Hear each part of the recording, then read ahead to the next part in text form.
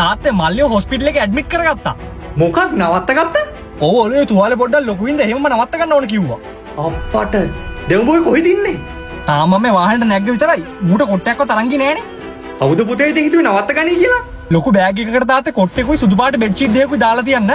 තව ග්ලූකෝස් එකකුයි මේ මුත්‍රාමනින්න භාජනිකුත් තියලා තියන්න මේ මං ඇවිල්ලා පටකලා අරන් යන්න. හා මේ කෑම කොහොමද? කෑමට ඉන්දියප්ප 15කුයි මාළු කිරි හොද්දකුයි බිත්තර දෙකක් තඹලා තියන්න කට සම්බෝලයක් එක්ක. ಜಾති ගොඩයි නේ.